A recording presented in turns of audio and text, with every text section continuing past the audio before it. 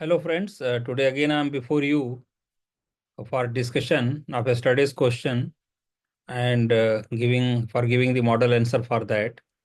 Now let us see what was the question yesterday and what can be the ideal answer for that.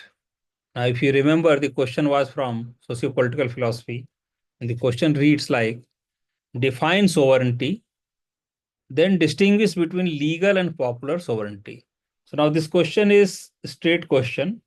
First, we have to define sovereignty, and then second, we have to distinguish between legal and popular sovereignty. And then finally, we have to conclude the answer. So basically, this is the question. Now, here in this question, there is not much scope of critical evaluation or critical analysis. So there, I mean, what I just want to tell you, that in some questions, there will not be any scope.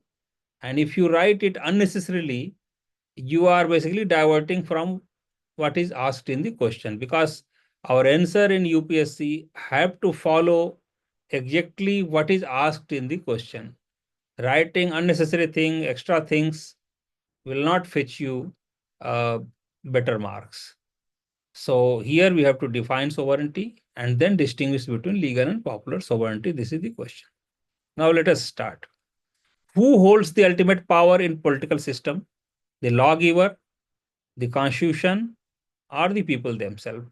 This question leads to the concept of sovereignty, which denotes the supreme, absolute, and final authority in a state beyond which there is no higher power.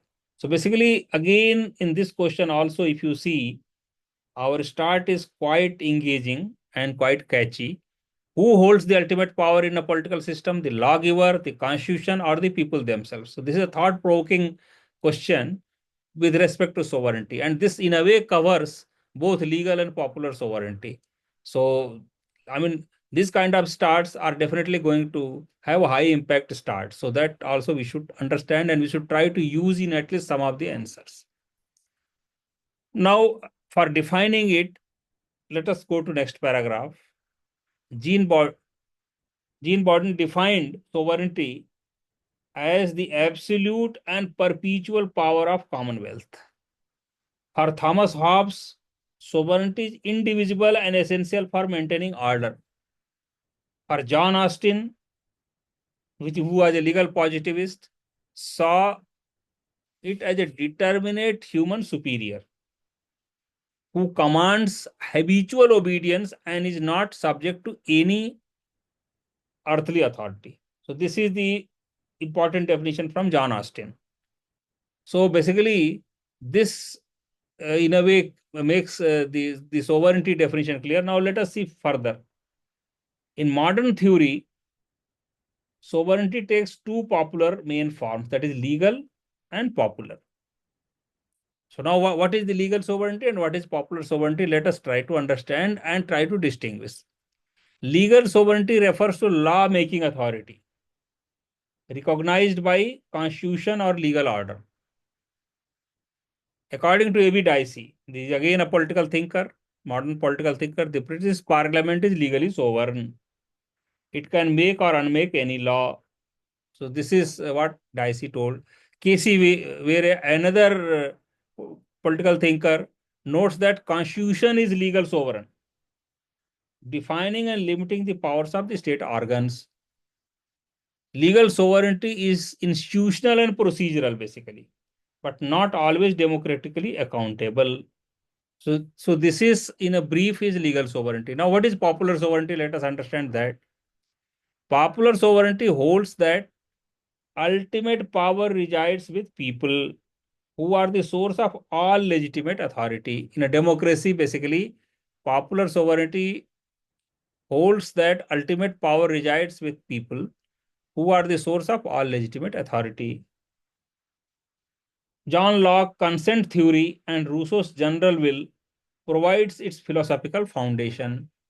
Another political thinker, Harold Lasky, viewed popular sovereignty as the soul of democracy, where rulers derive legitimacy from the governed. It is expressed through elections, referenda, and constitutional declarations For example, preamble of Indian Constitution, we the people of India. So that shows that people are supreme and popular sovereignty lies there. Now, in conclusion, legal sovereignty enforces authority. Popular sovereignty legitimizes it. This is again very important end of this answer, very catchy, very important.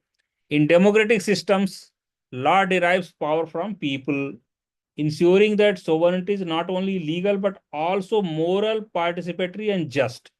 Because popular sovereignty makes the legal sovereignty moral, participatory, and just. So this is the important end of the question or concluding remarks or conclusion of this answer.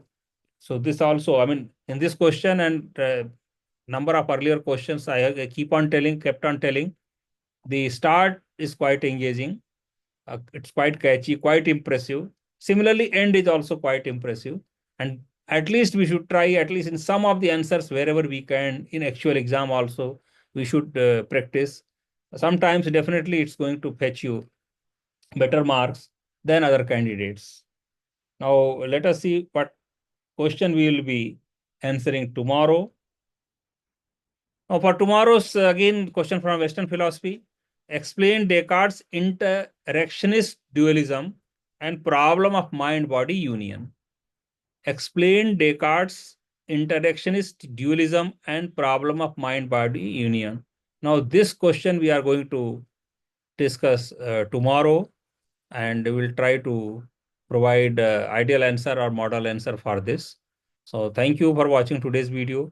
We'll meet again tomorrow for the discussion on question from Western philosophy. So thank you one and all.